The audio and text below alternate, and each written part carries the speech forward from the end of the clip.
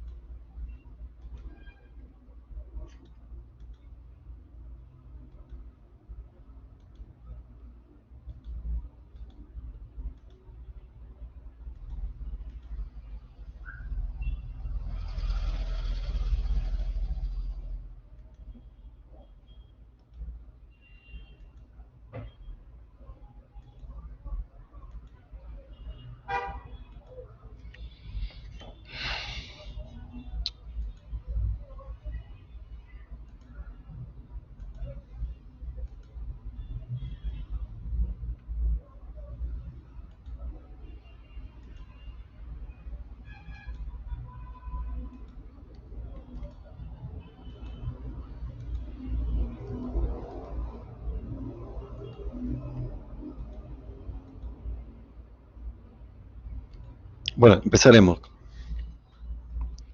Vamos a ir a revisar los temas de discalemias y discalcemias.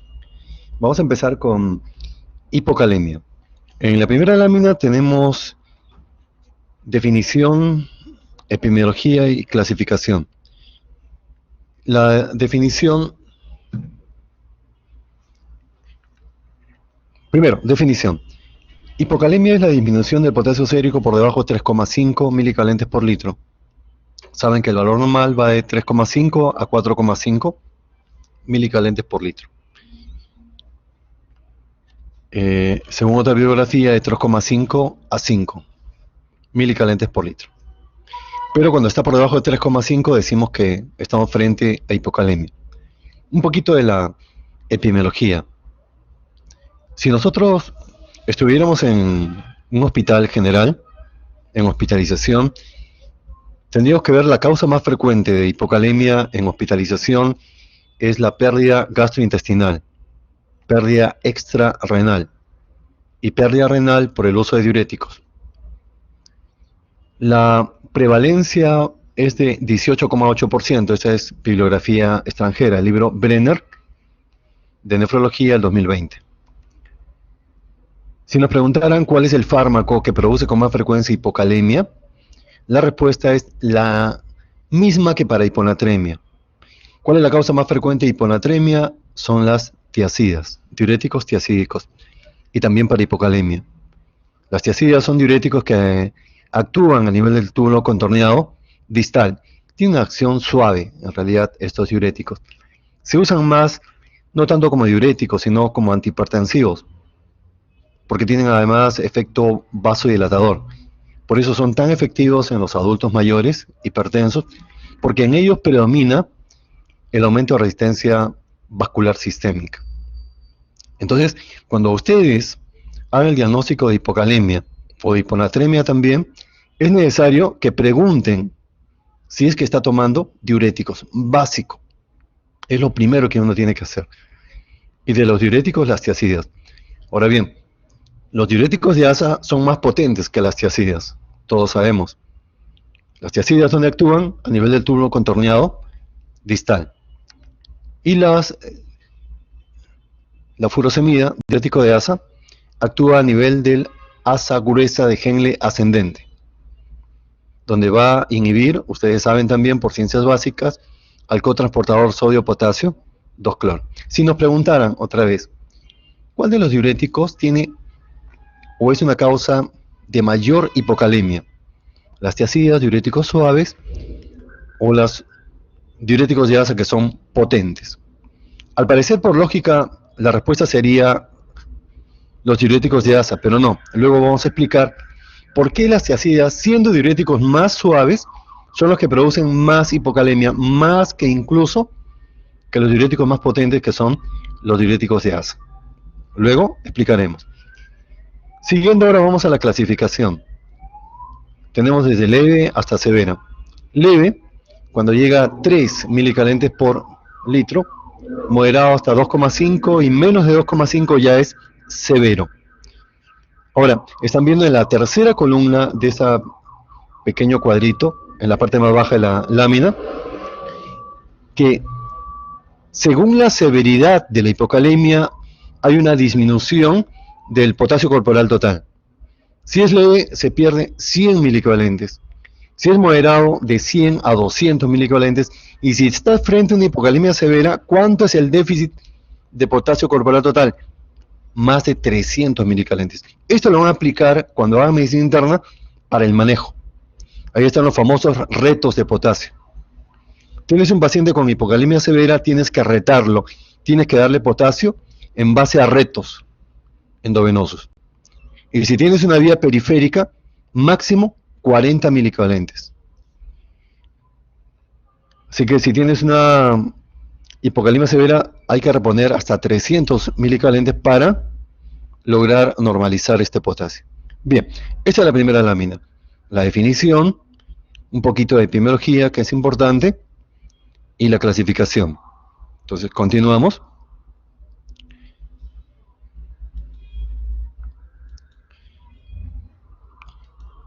Vamos a un caso clínico de la vida real, para ver cómo se debe hacer el enfoque de hipocalemia. Un caso práctico. Está en emergencia y llega un paciente joven de 18 años que estaba siendo derivado del hospital o el Instituto de Ciencias Neurológicas, que está cerca al Hospital 12 de Mayo en Barrios Altos. Había llegado allá al Instituto de Ciencias Neurológicas porque estaba presentando debilidad muscular ascendente, primero en miembros inferiores y luego fue ascendiendo hasta miembros superiores. Cuando lo vimos al muchacho estaba sentado en una silla de ruedas, tal como está el de la lámina.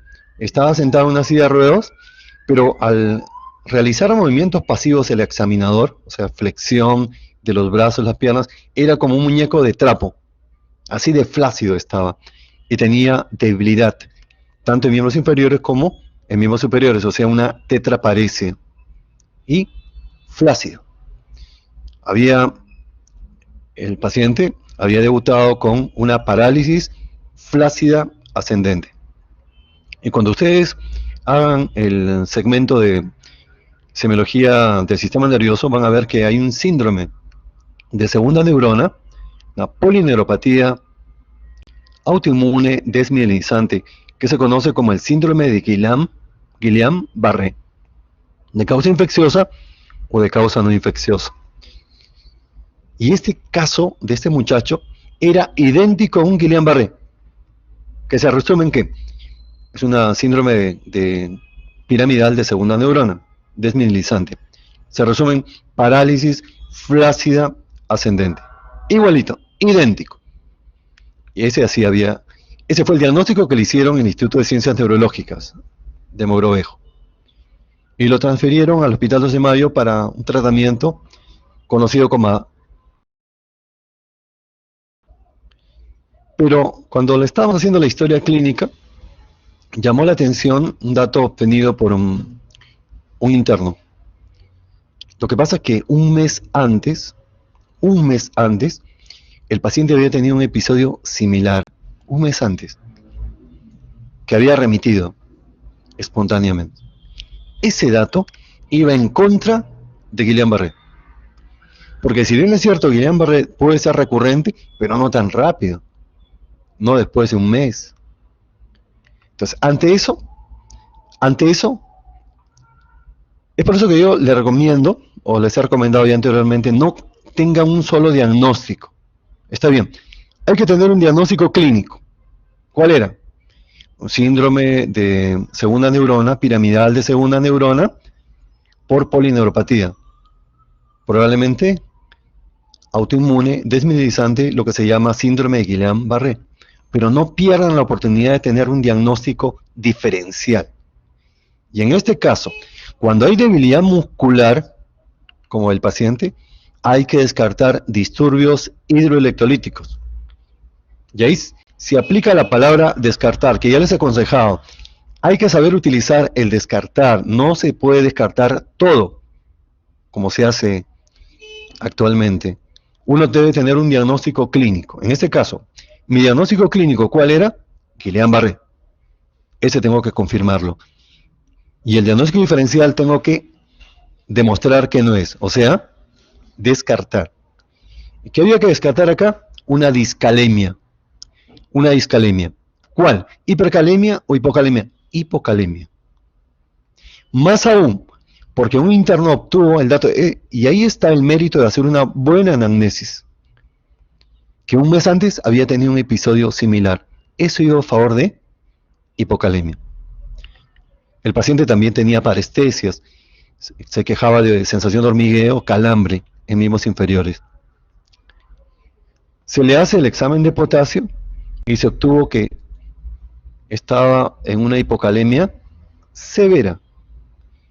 Acá está el dato de episodio similar, un mes antes, y se le hace el dosaje de potasio y tenía un potasio de 1,5.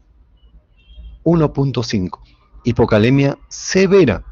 ¿Cuánto era el déficit? Lo que le faltaba de potasio corporal total, más de 300 milicavalentes como estaba en la lámina. Si cada reto por vía periférica es de 40 milicavalentes, ya más o menos, en cuestión de matemáticas, ¿cuántos retos se le tiene que hacer al paciente? Entonces, ese es un aprendizaje. No se queden con un solo diagnóstico, hagan diagnóstico diferencial, no se pierdan esa oportunidad. Para todo paciente, porque los pacientes llegan por emergencia generalmente, para todo paciente con debilidad muscular, así no sea ascendente, tienes que pedirle que potasio sérico y calcio sérico también. Ni hablar, sin hablar incluso con el paciente, pídele de entrada potasio sérico y calcio sérico. De repente ahí está la causa, está el diagnóstico. Bien, es un caso de la vida real que simuló ¿qué simuló? Simuló un síndrome de Guillain-Barré y era hipocalemia severa. Yo quiero hacer una pregunta a ustedes que han hecho satisfactoriamente la rotación de semiología cardíaca o cardiovascular. Entiendo que ha sido satisfactoria. Quisiera que alguien participe y me diga en qué diagnóstico hubiera sospechado. Si el paciente tenía hipocalemia severa e hipertensión arterial, cosa que no tenía, pero si hubiera tenido hipertensión arterial, un joven de 18 años con hipertensión debe ser secundaria. Y si además había debilidad muscular en miembros inferiores e hipocalemia, ni hablar, planteo una posibilidad diagnóstica que es una causa de ¿qué? De hipertensión secundaria. ¿Quién quiere contribuir? ¿Colaboren? ¿Han debido aprender eso en la rotación anterior? ¿Nadie?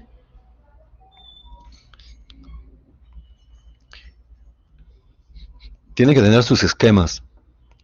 Yo como alumno voy a tener el esquema cuando sospecho en hipertensión secundaria. Eso es parte del capítulo Semiología cardiovascular. Y yo sospecho, cuando hago el diagnóstico de hipertensión, 2 flechas, primaria, secundaria. 95% primaria, secundaria, 5%. De ese 5%, 4% renal y 1% extrarrenal. La doctora Rocío quiere participar. Sí, doctor, en este caso, si hubiera hipertensión arterial muy marcada, pensaría que es posiblemente en el riñón, porque el riñón reabsorbe el calcio también. Entonces, si hay hipocalcemia, significa que hay una fuga. Rocío, yo voy a a plantear el escenario y tú empalmas con tu respuesta, ¿ya? Mira, entonces el escenario sería, para mí la hipertensión, si tuviera, estamos un poco en el terreno de la hipótesis, si él tuviera hipertensión secundaria, hipertensión arterial, yo diría que es secundaria. ¿Por qué? Porque tiene 18 años, porque tiene menos de 30 años, secundaria. Bien, puede ser renal y esta renal, renal y esta renal. Renal 4%, esta renal 1% apenas. Para renal, ¿qué necesito? Justo estamos en el capítulo de renal. Necesito que tenga edema, que refiera hematuria, que refiera orina espumosa, anemia. Eso para renal. Orina espumosa orientado a síndrome nefrótico. Hematuria, orina de color rojizo para síndrome nefrítico. Anemia para enfermedad renal crónica. Pero el paciente no tiene nada de eso, nada de eso. Entonces Rocío digo, entonces debe ser extrarrenal. Debe ser extrarrenal. Entonces, ¿cuál es la pista? La pista es que tiene debilidad muscular y que tiene hipocalemia. Entonces debe ser una endocrinopatía. ¿Cuál? Todavía no hemos llegado al capítulo endocrino, pero debe tener una endocrinopatía que está produciendo hipocalemia. Pero Rocío, tú mismo la puedes sacar. Rocío, si tienes un paciente cirrótico, ¿cómo va a estar la aldosterona? ¿Aumentada o disminuida? La aldosterona. Sí, aumentada. Aumentada. Entonces estamos hablando de un hiperaldosteronismo secundario. ¿Cómo está el potasio en un hiperaldosteronismo secundario? Está disminuido. Cirrótico. En el caso de él, que estamos sospechando un hiperaldosteronismo también, pero primario. Entonces ahí tenemos que pedirle renina y aldosterona. Listo. Una compañera que también está dando la respuesta. Continuamos. Vamos ahora al cuadro clínico. ¿Cuándo yo debo sospechar que mi paciente tiene hipocalemia? ¿Cuándo la hipocalemia? Entonces, las discalemias tienen efecto multisistémico. Van a comprometer varios sistemas, las discalemias, tanto la hipo como la hipercalemia. Pero de todo este compromiso por sistemas hay que subrayar dos, hay que resaltar dos. Uno, neuromuscular, la debilidad muscular, justo la del paciente. Entonces hay que destacar bloqueo neuromuscular, debilidad muscular con flacidez. Eso subrayo a nivel neuromuscular y cardíaco, que se queja de palpitaciones. Y las palpitaciones que te están indicando que puede tener una arritmia. Y se puede acompañar también por disnea. Disnea de esfuerzo, incluso disnea en reposo. Si tú me preguntaras qué arritmia es más frecuente está asociada a hipocalemia, yo te diría que las extrasístoles. Las extrasístoles supraventriculares o ventriculares, que luego vamos a hacer el electrocardiograma, y también el bigeminismo, que ahorita lo vamos a ver. Bien, entonces esos son los dos órganos blancos, digamos, corazón y placa neuromuscular. Luego tenemos que a nivel renal puede haber poliuria, polidipsia, por disfunción tubular, metabólicas, alcalosis metabólica. Eso es un hecho. Cuando tú ves un paciente con hipocalemia, lo más probable que encuentres en el AGA es alcalosis metabólica, por redistribución. También puede haber intolerancia a los azúcares. El paciente puede hacer hiperglicemia. Y no se olviden, a veces pensamos que solamente el sodio, que solamente la disnatremia puede producir daño a nivel cerebral o disfunción a nivel cerebral, pero no solamente. No se olviden también que las discalemias pueden producir alteración del sistema nervioso central, síndrome confusional agudo y puede llevar al coma también. Tanto la hipocalemia como la hipercalemia. Pero de las dos con más frecuencia, ¿cuál? La hipercalemia. ¿Cuál de las dos produce con más frecuencia trastorno del estado de conciencia? Es la hipercalemia.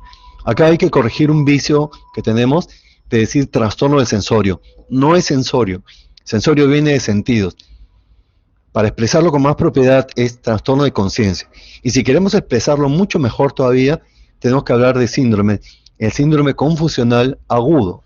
Esa es la manera de identificar el problema. Síndrome confusional agudo, también llamado delirium.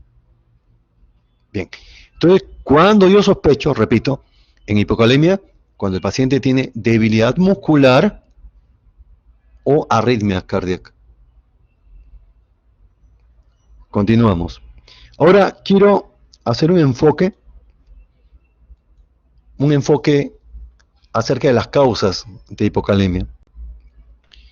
He tratado de hacer lo más simple posible, porque no es algo que sea fácil. No es algo fácil, pero vamos a verlo ahorita.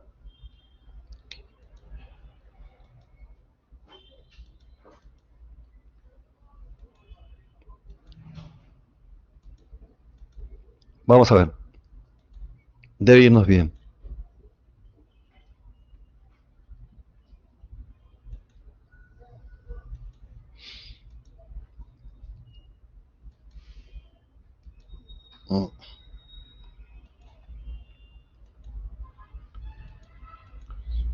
El enfoque está abreviado. Yo creo que si estuviera en medicina interna ya podríamos hacerlo de manera completa. No es porque los esté subestimando, sino porque el tema es complejo. Así que vamos con un enfoque un tanto orientado a semiología. Bueno, así diría yo. Entonces vamos. Cuando tú estás haciendo el diagnóstico de hipocalemia y justo le has pedido dosaje de potasio sérico al paciente porque tiene debilidad muscular o porque tiene una arritmia, porque se queja de palpitaciones, y en el EKG estás encontrando una arritmia. Bien, entonces veamos este enfoque. Lo primero que tienes que preguntarte es, ¿está comiendo bien o está comiendo poco? ¿Tiene hiporexia? ¿Tiene anorexia? O sea, lo primero que tenemos que preguntar si es que está ingiriendo menos potasio. Eso es lo primero. La siguiente pregunta, ¿es una falsa hipocalemia? Esto ocurre cuando el paciente tiene leucocitosis severa en rango de leucemia. Estamos hablando de más de 50.000, estamos hablando de más de 100.000 leucocitos. Tiende a bajar en el tubo donde está la muestra, tiende a bajar el potasio sérico, pero no es que el paciente tenga hipocalemia. La tercera pregunta, y me parece que es la más pertinente, sobre todo en los pacientes hospitalizados, es: ¿hay evidencia de redistribución del potasio? El potasio se está saliendo hacia el intracelular, y esto ocurre, lo primero que tenemos que preguntar, si está tomando ciertos medicamentos, si está recibiendo ciertos medicamentos que estimulan, que activan la bomba de sodio-potasio. Porque ustedes saben que la bomba de sodio-potasio, ¿qué hace? Ingresa 2 potasios y saca 3 sodios. En este caso, ¿qué fármacos estimulan la bomba de sodio-potasio? ¿Qué fármacos son? Tenemos la insulina. La insulina puede producir hipocalemia. Son los beta-2 agonistas en inhaladores, en nebulización. Meten el potasio al intracelular. Por eso una pregunta de examen, ¿cuál es el efecto secundario de los inhaladores, los beta-2 agonistas? Es justamente hipocalemia. Bien, entonces, evidencia de redistribución de potasio, preguntemos por los fármacos, catecolaminas, insulina. Suponiendo que no tienes, entonces ahí tenemos que dosar potasio urinario. El potasio urinario nos va a decir si es por pérdida extrarrenal o si es por pérdida renal. Y también la anamnesis, obviamente, ¿no? La anamnesis también te va a decir si es una pérdida extrarrenal o si es una pérdida renal. Dosamos potasio urinario y tenemos dos posibilidades: que sea menor de 20 milicalentes por litro o mayor de 20 milicalentes por litro. Y si hablamos del potasio urinario de 24 horas, o sea, el potasio urinario del día, de recolectar la orina de 24 horas, tendría que ser menos de 15 extrarrenal y más de 15 renal. Entonces vamos por la ruta de la pérdida extrarrenal, pero ojo también, esto acá está en letra negrita, importantísimo. O es por pérdida extrarrenal o es porque ha tenido pérdida renal anterior. En los días anteriores ha tenido pérdida renal, pero en este momento, ¿cómo está el potasio urinario? Está menor de 20. Por si acaso. Entonces, para poder valorar, para poder hacer mi enfoque orientado hacia la causa de hipocalemia, necesito un AGA.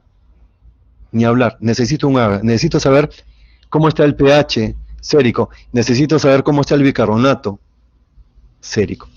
Y tengo tres posibilidades. Que esté el pH disminuido, que tenga una acidosis metabólica, pero con anion gap normal, hiperclorémica. Que esté normal o que tenga alcalosis metabólica. Tres posibilidades. O sea que estoy sistematizando. Si tengo un paciente con hipocalemia, con potasio urinario menor de 20 y con acidosis metabólica hiperclorémica, la causa más frecuente aquí es diarrea aguda, sobre todo infecciosa, secretora. Ustedes saben que la causa más frecuente de diarrea aguda es por infección por E. coli enterotoxigénico. Es lo más frecuente. Pero un ejemplo más típico de diarrea aguda, secretora, que va a producir acidosis metabólica hiperclorémica y además hipocalemia, es el cólera. Pero que no tenemos cólera en el país. ¿Cuánto se pierde por cada litro de diarrea? Aquí tienen el dato, de 20 a 50 milicalentes por litro. ¿Cuánto está perdiendo por vía urinaria la persona ¿cuánto está perdiendo por vía intestinal la persona con diarrea aguda? De 20 a 50 milicalentes por litro de potasio. Porque creo que es necesario hacer un paralelo con el sodio, que es un tema también de todos los días. ¿Cuánto se pierde? A ver, ¿quién me puede decir? Ustedes deben haber tenido la clase del sodio. Aquí quisiera que algún alumno ayude. ¿Cuánto se pierde de sodio en un litro de diarrea? Porque acá estamos repasando que en un litro de diarrea, ¿cuánto se pierde de potasio? De 20 a 50 milicalentes al día. ¿Y de sodio? ¿Quién recuerda? ¿Alguien recuerda cuánto se pierde de sodio en un litro de diarrea? Deben saber que la solución de rehidratación oral, Frutiflex, Electroral, el suero oral, deben saber que trae 50 milicovalentes de sodio en un litro. Por ahí más o menos van a calcular. Bien, ¿quién quiere mencionar? Sí, doctor. No estoy tan segura, pero creo que es 80 miliequivalentes por litro. Un poquito menos. Pero saca tu cuenta. Si un litro de electoral, de suero oral, hay 50, ¿cuánto se estará perdiendo por un litro de diarrea? Tiene que ser una cifra cercana. Y la cantidad es 60 milicovalentes. Estos son datos para recordar. En un litro de diarrea, ¿cuánto se pierde de sodio? 60 milicovalentes. ¿Cuánto de potasio? De 20 a 50 milicovalentes. Listo. Con pH normal, sudor profuso. Paciente con hipertiroidismo, por ejemplo, o que tenga fiebre, sudor profuso. Si hay alcalosis metabólica, los vómitos, pero se pierde poco por los vómitos. Están viendo acá de 5 a 10 milicalentes por litro. Y un litro de vómito es bastante, pues, ¿no? También cuando el paciente está con zona nasogástrica y está drenando hacia una bolsita, se dice drenaje a gravedad. Por ahí se está perdiendo también potasio. Y acá es importantísimo, el uso anterior de diuréticos. Ahorita no está recibiendo diuréticos, pero los días previos ha recibido diuréticos. También es una causa de hipocalemia extrarrenal, con alcalosis metabólica. Ahora nos vamos a la pérdida renal. Pérdida renal. Tenemos acá que la pérdida renal, tal como está en la lámina, es por aumento de la secreción distal de potasio. Aumento de la secreción distal de potasio. Esa sería la explicación fisiopatológica el porqué de la hipocalemia renal. Cuando ustedes están evaluando una hipocalemia de etiología renal, porpedia renal, tienen que evaluar la presión arterial y el volumen plasmático, o sea, su estado de hidratación, para poder plantear la etiología. Y tienen dos posibilidades, que esté normal o baja, o que esté alta. Nos vamos primero por la ruta de normal o baja. También necesito el pH sanguíneo. O tiene acidosis metabólica o tiene alcalosis metabólica. Y si tiene acidosis metabólica, dos posibilidades, con anion gap aumentado o con anion gap normal. ¿Cuál sería el ejemplo, la causa de hipocalemia de etiología renal con volumen plasmático normal o disminuido y con acidosis metabólica con anion gap aumentado? La cetoacidosis diabética. ¿Y por qué disminuye el volumen plasmático? Por la pérdida, por la poliuria, por la diuresis osmótica. Y con anion gap normal, algo que deben aprenderán en nefrología, la acidosis tubular renal tipo 2. Tienen del 1 al 4, pero lo más importante son tipo 1, tipo 2 y tipo 4. Tipo 3 no la mencionan. La tipo 2 se debe a una disminución de la reabsorción de bicarbonato a nivel del túbulo contorneado proximal. Esa es la tipo 2, cursa con hipocalemia. Con alcalosis metabólica. Todo paciente que tenga alcalosis metabólica, recuerden esto, que también es un enfoque de alcalosis metabólica, todo paciente que tenga alcalosis metabólica, necesito saber si es sensible o resistente al cloro. ¿Y cómo saber esto? Dosando cloro urinario. Y tengo dos posibilidades, que sea menor de 10 o que sea mayor de 20. Si es menor de 10, es sensible al cloro, por los vómitos, por ejemplo. Yo tengo que darle cloruro de sodio al 9 por 1000, solución salina, para que mejore el paciente.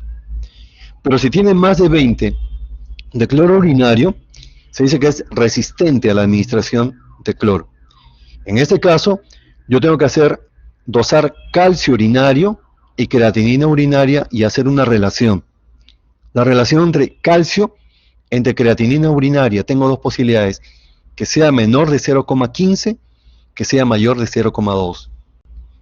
Menor de 0,15, las tiacidas, mayor de 0,2, furosemida. Y hay síndromes, esto ya es pediatría, el síndrome de Gitelman y el síndrome de Bartter, que eso ya lo verán cuando hagan medicina interna. Pero el mensaje es el siguiente. Recuerdan que le hice una pregunta, si les preguntaban de los diuréticos, un diurético suave como las tiacidas y un diurético potente como la furosemida, ¿cuál de los dos produce con más frecuencia hipocalemia más severa? Y la respuesta, al parecer, por lógica, debería ser furosemida, y no es así. Furosemida es el diurético, si lo comparo con tiacida, que produce menos pérdida de potasio. No parece, ¿no? Pero sí. Las tiacidas, el diurético suave, es el que produce mayor pérdida de potasio. ¿Por qué? Sería la pregunta. Lo que pasa es que, como están viendo, la relación calcio entre creatinina urinaria es mayor para la furosemida. Es decir, la furosemida produce mayor pérdida de calcio por vía urinaria. Y ese calcio, en la luz del túbulo, va a producir ¿qué cosa? Una disminución de la secreción distal de potasio. Esa es la respuesta. ¿Ya? Entonces procuren repasar ese esquema. Y repito, deben tener esquemas para todo.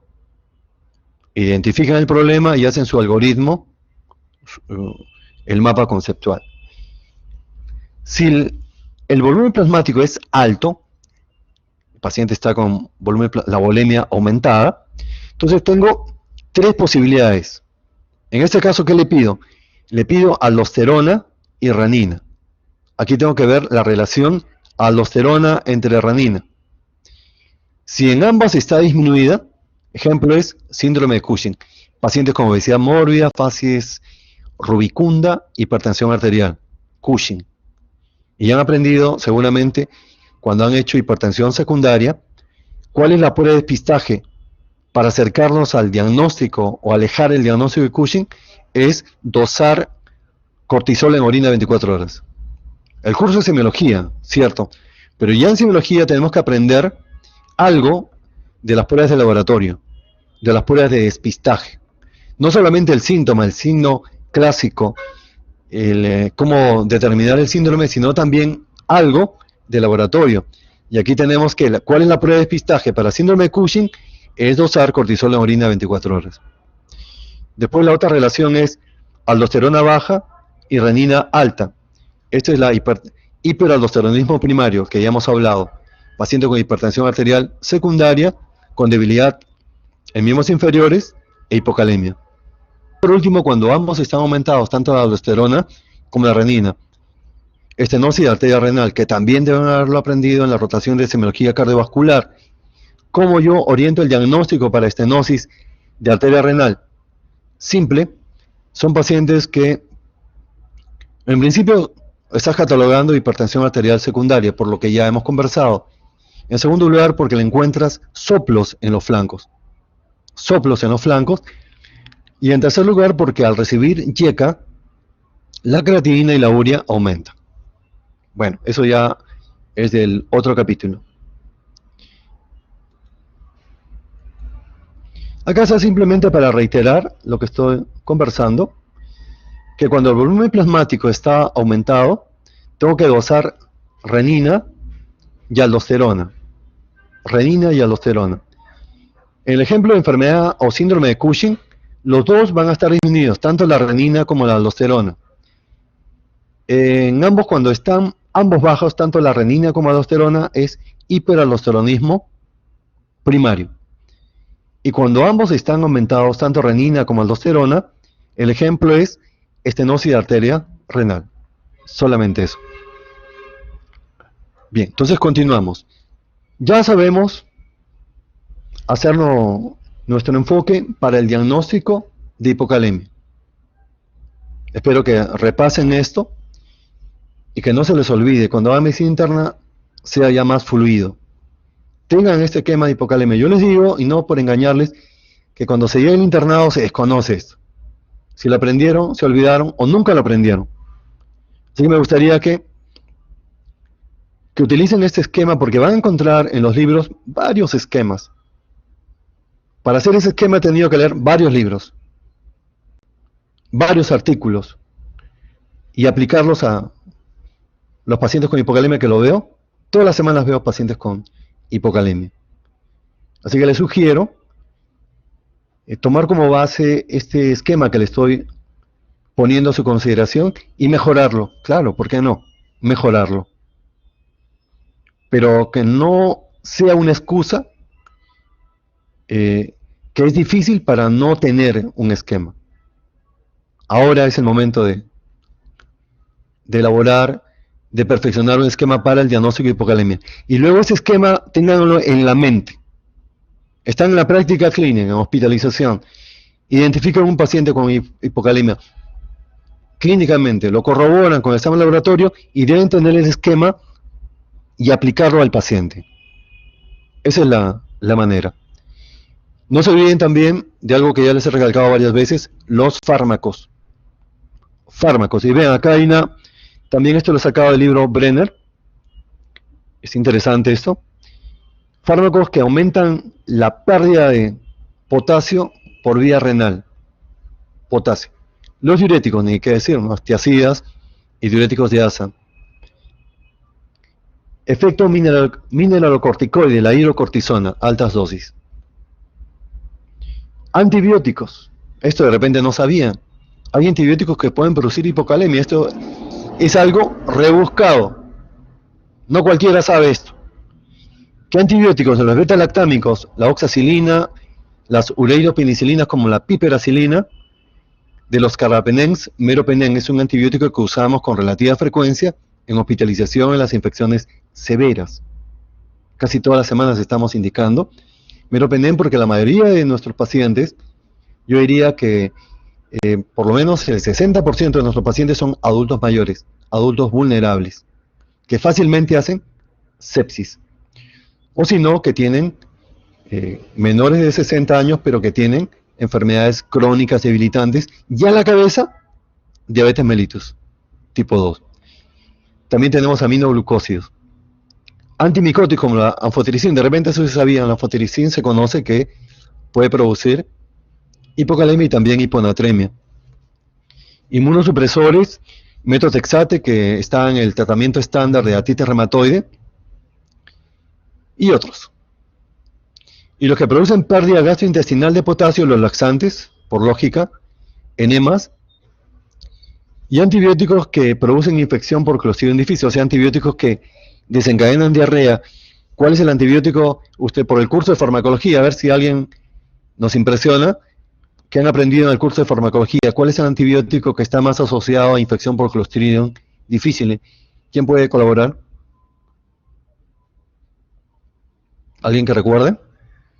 Ahora es cuando tenemos que aplicar todo lo que hemos aprendido en ciencias básicas, en este caso farmacología. Y el antibiótico que más se asocia es la clindamicina, el grupo de las lincosamidas. Y luego tenemos los beta-lactámicos, las cefalosporinas de tercera generación. Nos vamos ahora al electrocardiograma. Cuando yo sospecho en hipocalemia, necesito también, además de dosar potasio, el electrocardiograma. Más aún si el paciente clínicamente está presentando extrasístoles. Un latido normal seguido de un latido anormal y pausa. Latido normal seguido de un latido normal y pausa. Esas son las extrasístoles. De pronto se pierde el ritmo y luego se recupera. De pronto se pierde por extrasístoles. En el caso de la hipocalemia, aunque no está acá, pero les voy a decir, depende de la severidad. Hemos dicho que hasta 3 es leve, hasta 2,5 es moderado. Pues bien, les puedo decir que cuando es leve, lo que vamos a encontrar es una tendencia a aplanarse de la onda T. Onda T tiende a aplanarse. Cuando es moderado, o sea, por debajo de 3, la onda T es negativa, como están viendo en esta figura. Onda T negativa y aparece la onda U. Cuando ustedes ven en un electrocardiograma que el paciente tiene onda U, ni hablar. Es hipocalemia moderada, por lo menos. Entonces, ayuda. Si tú no tienes posibilidad en el centro de salud donde estás de dosar electrolitos, de dosar potasio, un electrocardiograma te ayudaría bastante. Onda U, esta onda positiva que va luego de la onda T, te está indicando que es moderada. Ya cuando es severo, el QRS será bastante ancho, y si el QRS está ancho, se puede generar arritmias. El QT también empieza a prolongarse. Acá tenemos el electrocardiograma de un paciente con hipocalemia, y estamos viendo que después de la onda T está la onda U, señalada por la flecha verde. Onda U que nos indica hipocalemia moderada. En este caso el QRS todavía no está ensanchado. ¿Cómo se corrige el potasio? Le voy a dar un ejemplo, cómo corregir el potasio. Y para eso tenemos que recordar lo siguiente. Hablamos de la bomba de sodio-potasio, la ATPasa sodio-potasio. La que mete 2 potasios y saca 3 sodios. Bien. En una situación de acidosis metabólica, de acidemia, dice, el potasio sale pero ya no puede entrar. Y explica, el potasio sale de la célula, hay un movimiento del potasio fuera de la célula. ¿Qué es lo que pasa? Lo siguiente. Si hay acidemia, está sobrando en el intravascular, sobran hidrogeniones. Entonces el organismo busca botar esos hidrogeniones que están sobrando en la sangre. Y para hacerlo tienen que intercambiarlos. Sale hidrogenión, pero es intercambiado por potasio. Así que tenemos que en una situación de acidemia, de acidosis metabólica, el potasio aumenta. Puede ocasionar hipercalemia por redistribución, porque sale intracelular y pasa al intravascular. Debido a esto es que tenemos que corregir el potasio. Le voy a dar un ejemplo para cuando es necesario corregir el potasio. Acá tenemos primero, apréndanse esta relación. Por cada 0,1 de disminución del pH en una acidemia, por cada 0,1 sale del intracelular en promedio 0,8 miliequivalentes. Esa es la relación que tenemos que recordar. Entonces vamos al ejemplo. El potasio de un paciente es 4 milicalentes por litro y el pH 7,2. Entonces, ¿cómo lo corregimos? ¿Cuántas veces 0,1 ha disminuido? 2 veces. 2 veces 0,1 es que ha disminuido. ¿Cuántas veces 0,6 es que ha salido del intracelular al intravascular? 2 veces, o sea 1,2. Así que al potasio que me da el laboratorio, tengo que restar ese potasio que ha salido del intracelular al intravascular, descontarle, que es 2 veces 0,6, 1,2. Así que el potasio real es, en realidad, 2,8. Entonces no se olviden, cuando hay acidosis metabólica, el potasio que le da a la máquina no es real. No es real. Hay que restarle el potasio que ha salido del intracelular hacia el intravascular. En el examen podría dejarles un ejercicio, a ver si se has entendido.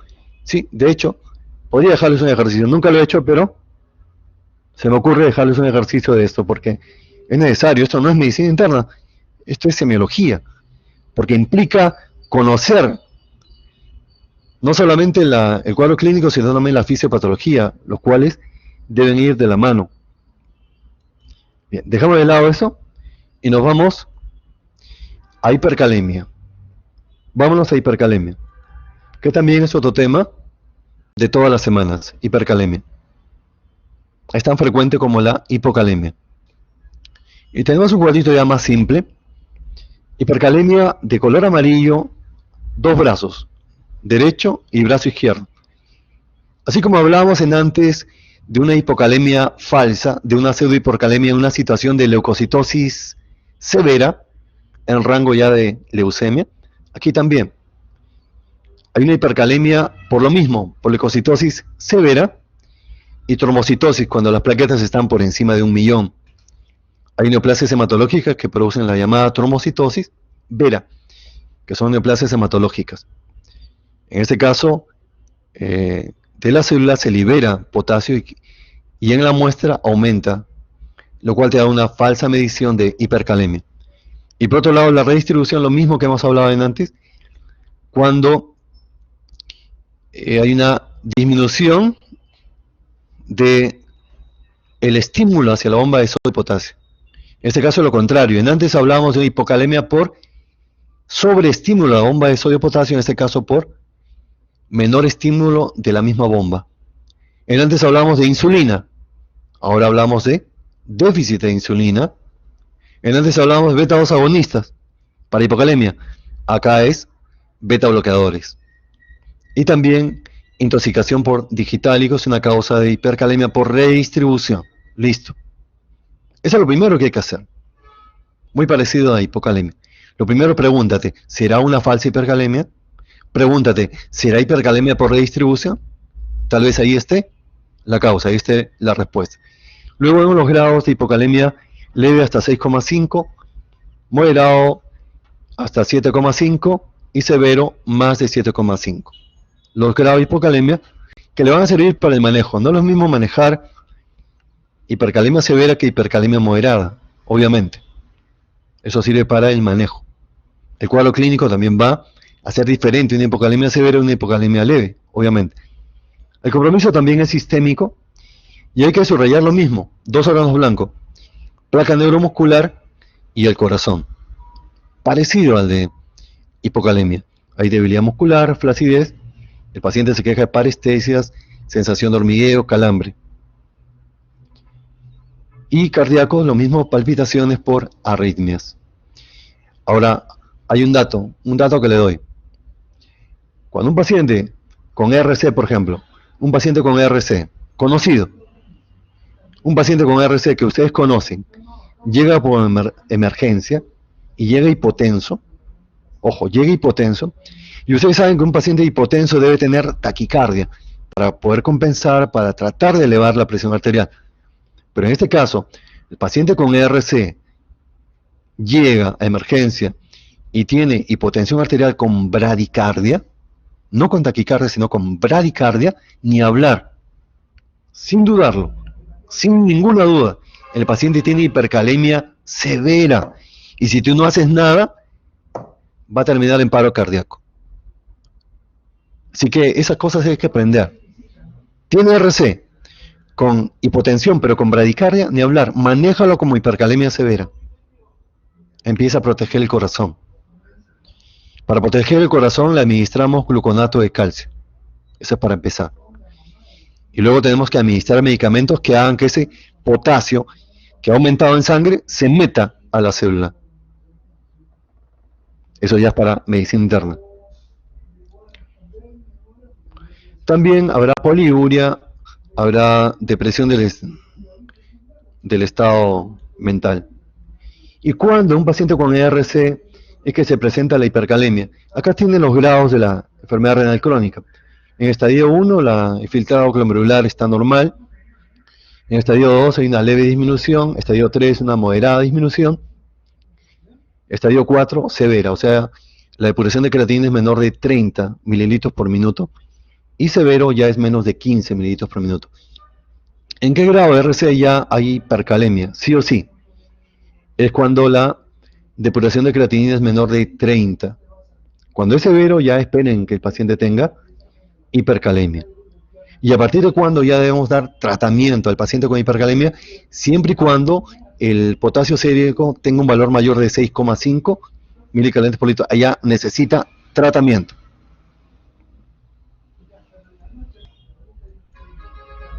Vamos ahora a hacer un enfoque rápidamente, un enfoque de las causas de hipercalemia. Entonces vemos, podemos dividir la hipercalemia en este caso por disminución de la excreción de potasio, pero con un filtrado glomerular mayor de 20 mililitros por minuto. Que tenga la aldosterona disminuida o que tenga la aldosterona normal aumentada. Vamos primero que tenga hipoaldosteronismo. Con renina disminuida se le llama hipoaldosteronismo hiperreninénico. Ejemplo, diabetes mellitus. Está asociada con la acidosis tubular renal tipo 4. Eso lo va a ver en medicina interna. Que la aldosterona esté disminuida, pues la renina normal, pero con cortisol disminuido. Enfermedad de Addison, por deficiencia de mineralocorticoides. Que el cortisol esté normal, entonces disminución de la angiotensina 2. Ejemplo, YECA. Si es normal, los ARA2, los antagonistas del receptor de angiotensina 2. Así que podríamos decir, ¿qué causas tenemos de hipercalemia con hipoaldosteronismo? Diabetes mellitus, por hipoaldosteronismo hiperreninénico. Enfermedad de Addison, porque además hay disminución del cortisol. ¿Y qué fármacos? Los YECA, los ARA2 y también la heparina. Son causantes de hipercalemia. Nos vamos ahora cuando el filtrado, cuando la aldosterona está normal o aumentada. Dos posibilidades. Que hay una disminución de la secreción de potasio, ejemplo, por uso de ahorradores de potasio como espironolactona, o porque hay un aumento de la reabsorción de potasio en el caso de UPO, uropatías obstructivas. Si el filtrado glomerular es menor de 20, ya estamos hablando de insuficiencia renal. Vamos ahora a ver el electrocardiograma.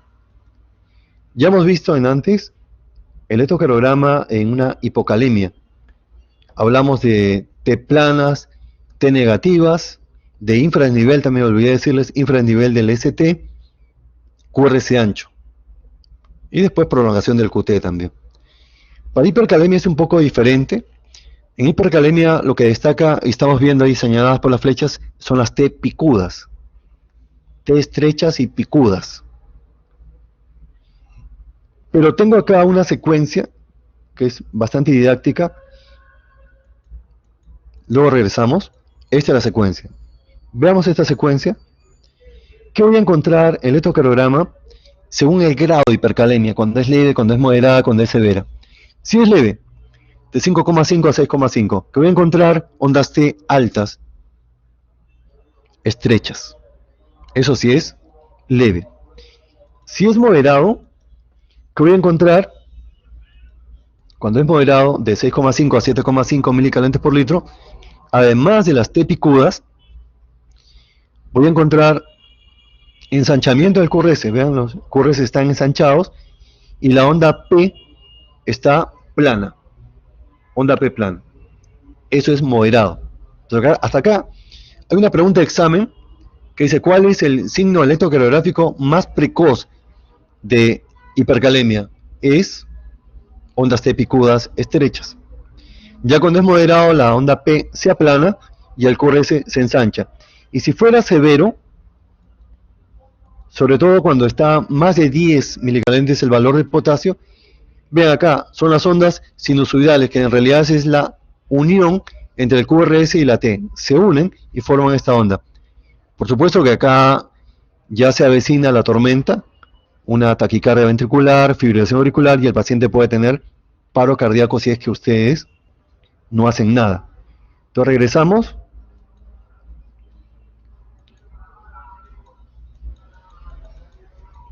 Tenemos un caso clínico acá para precisar mejor el tema. Dice: varón de 57 años, mediana edad, que tiene enfermedad renal crónica. Acude por emergencia refiriendo palpitaciones, vértigo y debilidad muscular. Si el paciente tiene RC, y acá hay dos órganos blancos. Uno, placa neuromuscular porque tiene debilidad muscular. Dos, corazón porque está refiriendo palpitaciones, probablemente tenga una arritmia.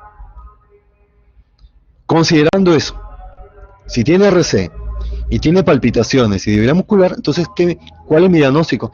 Que está presentando complicaciones. ¿Y qué complicación? Hipercalemia. Fácil. Está presentando hipercalemia. Sigo leyendo. Y está hipotenso. Tiene una presión de 80 sobre 60 milímetros de mercurio y con tendencia a la bradicardia. 60 pulsaciones por minuto, pulso bigeminado. El pulso bigeminado es un latido normal seguido de un latido precoz y pausa. Latido normal, latido precoz y pausa. Entonces, ¿qué le dije? Cuando un paciente con ERC presenta hipotensión con bradicardia, quiere decir que puede tener una hipercalemia severa. ¿Y cuándo la hipercalemia severa? Cuando es más de 7,5 milicalentes por litro. ¿Y cuánto tiene ahí? Tiene 8,2. Y no es que yo haya hecho este caso clínico, sino porque así es. Y por eso yo les recomiendo, cuando ustedes aborden estos casos clínicos, que para mí todas las clases deberían tener casos clínicos, y que el profesor les explique cómo abordar un caso clínico, le serviría muchísimo al alumno. No solamente para reforzar lo que está comunicando el profesor, sino para prepararlos para más adelante, para que puedan resolver casos clínicos, para fin de examen y en la práctica también. Entonces veo que ahí tiene 8,2, corroborando lo que estoy explicando. En el EKG, ondas T altas, QRS ancho, QT prolongado. Justo lo que le decía. ¿Cuál es el manejo? Estamos frente a una hipercalemia severa. ¿Y cuál es el manejo? Lo primero que hay que hacer, estamos en el curso de semiología, cierto, pero yo tengo la necesidad de darle unas pinceladas. Yo no sé ahorita si me están escuchando o cuántos alumnos habrá, pero yo igual dicto con el mismo entusiasmo de siempre. Así que solamente hay un solo alumno, yo le dicto la clase con el mismo entusiasmo. Es difícil así dictar sin ver a los alumnos, pero tenemos que adaptarnos a esta situación. Así que yo le digo, si me preguntan ¿cuál es el manejo? Estamos en semiología, no estamos en terapéutica, no estamos en medicina interna, pero el alumno tiene que conocer esto. ¿Por qué? Porque tiene un razonamiento fisiopatológico. Si tiene hipercalemia severa, más de 7,5, está en una situación de peligro. El paciente tiene una amenaza para su integridad, para su vida. Lo primero que tengo que hacer es proteger ese corazón. ¿Y cómo voy a proteger el corazón? Dándole calcio. ¿En qué forma? Gluconato de calcio. Nada más. Esto quiero que... ¿Cómo le van a dar? ¿Cada cuánto tiempo? Eso lo van a aprender en medicina interna. Así que la respuesta es dar gluconato de calcio al 10%.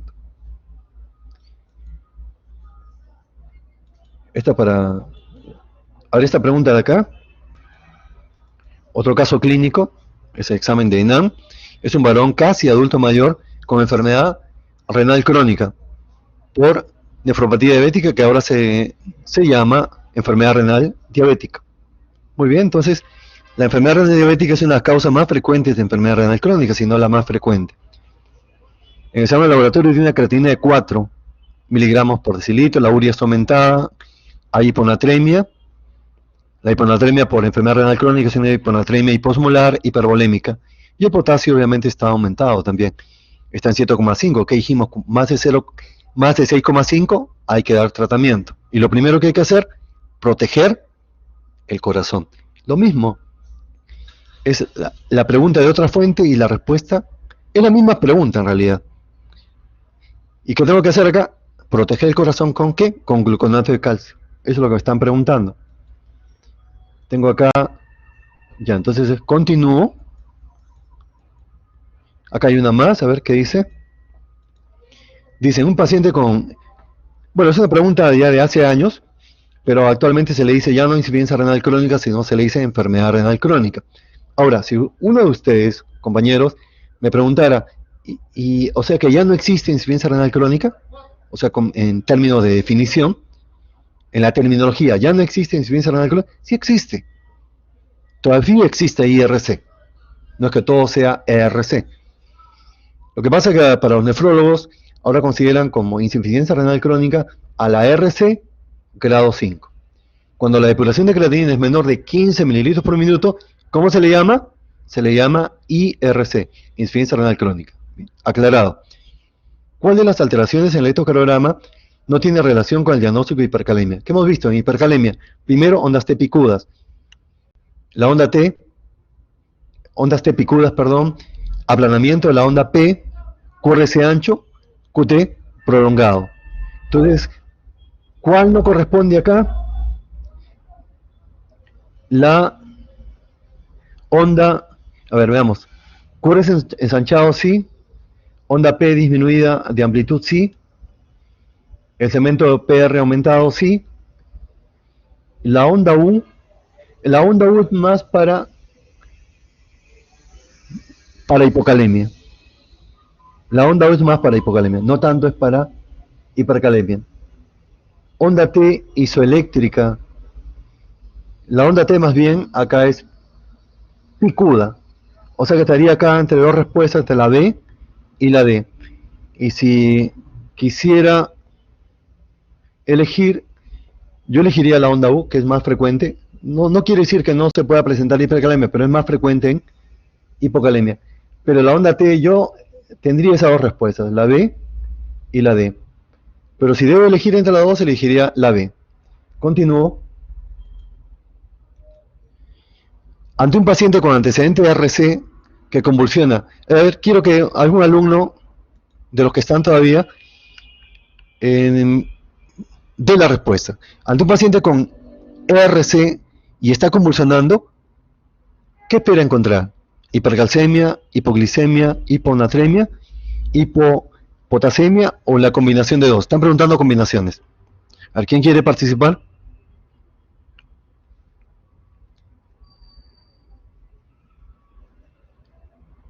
¿Qué explicaría las convulsiones de un paciente con ERC? Es fácil la respuesta.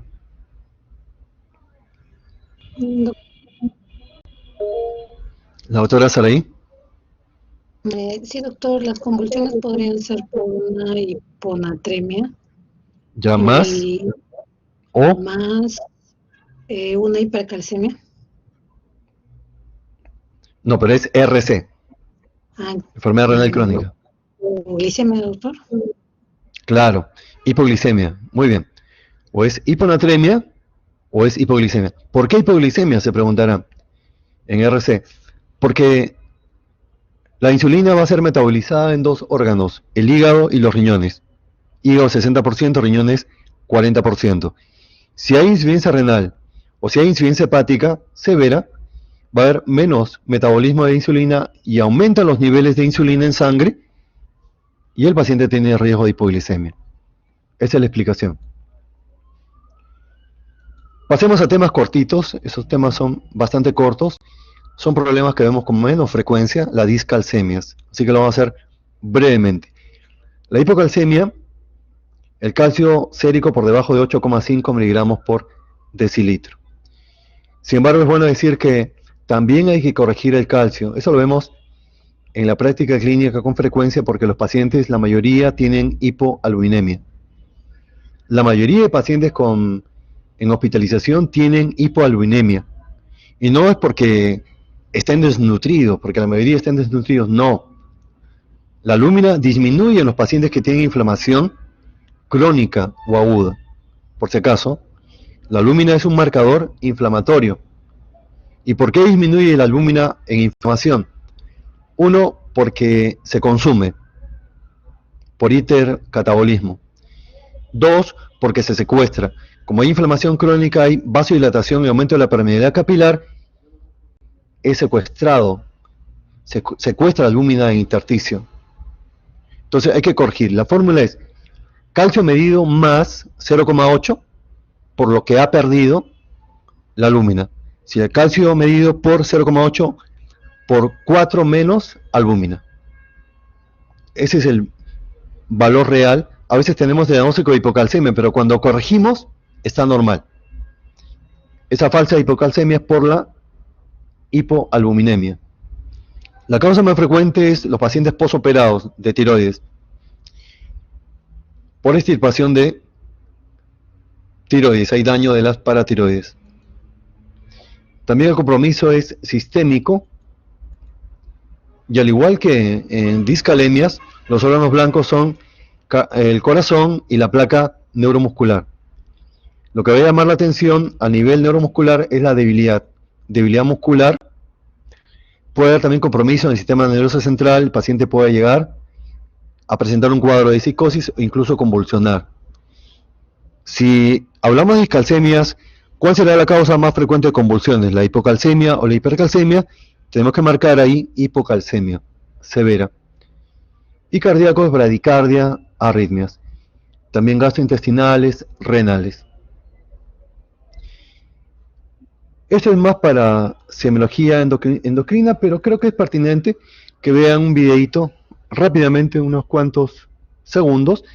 Dos signos importantes para reconocer hipocalcemia: el signo de Trousseau y el signo de Chebostek. Trousseau, con el manguito del tensiómetro, se insufla y el paciente va a presentar una flexión anormal de los dedos, signo de Trousseau positivo. Y Chebostek, cuando percutimos la articulación temporomaxilar, va a haber contracción de los músculos faciales. Veamos así rápidamente.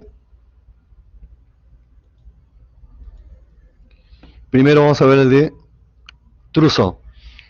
Al insuflar el manguito de tensiómetro hay una flexión de los dedos de la mano. Y cuando percutimos, la articulación temporomaxilar se contrae en los músculos faciales. Con eso estamos demostrando clínicamente que estamos frente a un cuadro de hipocalcemia. Y la causa más frecuente es hipoparatiroidismo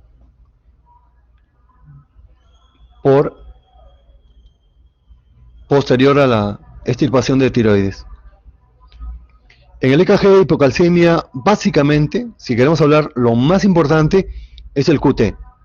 Del inicio del complejo QRS hasta el término de la T.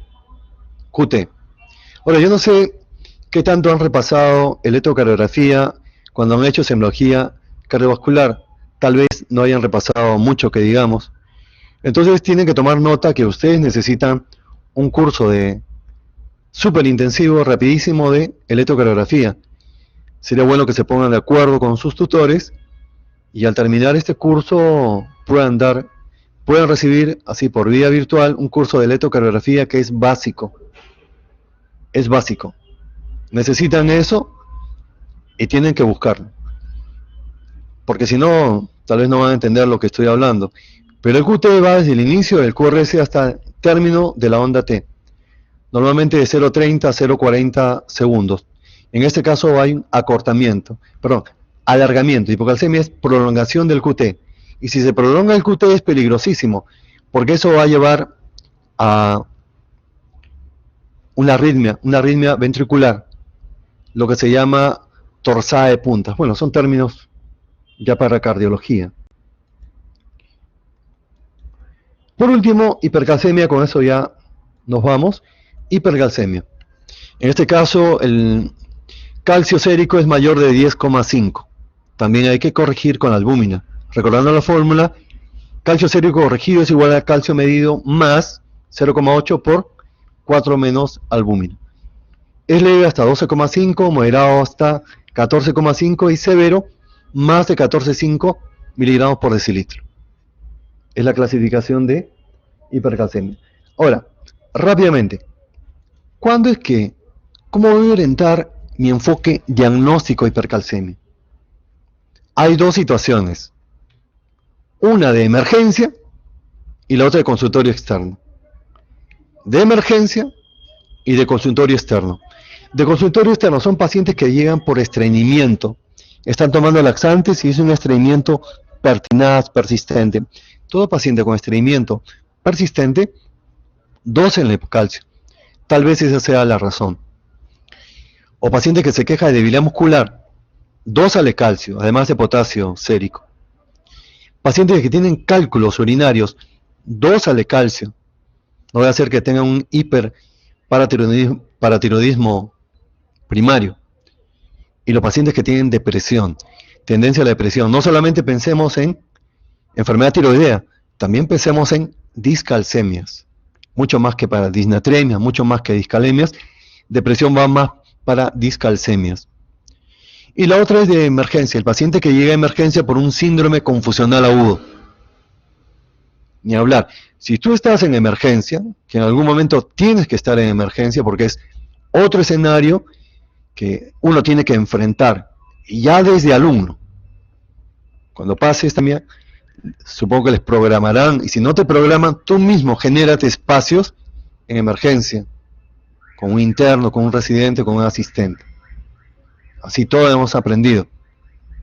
Todos tenemos que hacer eso. Y vas a ver que en emergencia, cuando un paciente llega con síndrome confusional agudo, antes de cualquier entrevista, antes de cualquier anamnesis, en este caso más a los familiares, ya asegúrate que le tomen la muestra de sangre. ¿Para qué? Si tiene síndrome confusional agudo, dósale electrolitos séricos, sodio, potasio, dósale una glicemia o hazle con una glucosa capilar con el glucómetro, glicemia, y no te olvides de calcio sérico. Tal vez ahí esté la respuesta. No es posible que se esté haciendo, que no se quiera hacer este razonamiento, este enfoque, y se pida de frente una tomografía. No puede ser eso, no permitamos eso. Alteración neurológica del estado mental no significa que haya que hacerle de entrada una tomografía cerebral. Primero el medio interno. Luego, ¿cómo vamos a plantear la etiología? Simple también. ¿Cómo planteo la etiología de hipercalcemia? Acá tengo 3 grupos de causas. Primero, por aumento de la PTH. Ahí tengo que plantear hiperparatiroidismo primario o secundario. RC es una causa de hiperparatiroidismo secundario, que esté asociado al cáncer. Hay cánceres, tumores que tienen actividad neuroendocrina, tumores que producen PTH, y ustedes han aprendido en la semiología respiratoria que es el cáncer epidermoide, que es el segundo en el ranking, produce PTH e hipercalcemia. También el adenocarcinoma pulmonar pancreático. Y las metástasis óseas, cáncer metastásico en el hueso, las vértebras. ¿Y eso a partir de qué? Cáncer ginecológico. Revisen mama, que no se les escape, mama. Y mieloma múltiple es una enfermedad, una neoplasia maligna hematológica, que está constituida por una triada. Apréndanse la triada: dolor óseo, anemia y pérdida de peso en un varón mayor de 60 años. Le haces una radiografía de cráneo, como estaban viendo en la foto, y tiene lesiones tipo sacabocado. Y en el grupo de otros está hipertiroidismo también y las tiacidas. Bueno, la penúltima lámina, el cuadro clínico es parecido también, muy parecido a la hipocalcemia, alteración en el sistema nervioso central, un cuadro neuropsiquiátrico, puede llegar al coma, y las arritmias cardíaco, gastrointestinales y también renales. En el EKG, ya creo es la última, la hipercalcemia. Si en hipocalcemia que vemos prolongación del QT, en hipercalcemia acá vamos a ver acortamiento del QT. Ven acá que es el QT desde el inicio del QRS hasta el término de la onda T. Valor normal es 0,30 a 0,40 segundos. Recordar que en la línea horizontal, cada cuadradito chiquitito mide 0,04 segundos. Acá hay acortamiento del T y lo mismo va a dar eso también. Es un factor que puede llevar a arritmias ventriculares y poner en peligro la vida del paciente. Bien, así hemos pasado el tiempo. Es que también es bien difícil.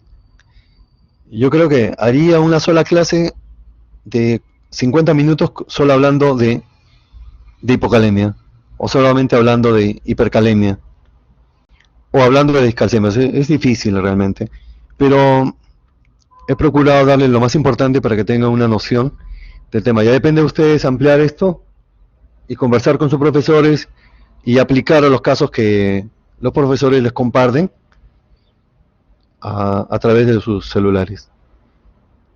¿Listo? Acabamos. Sean felices.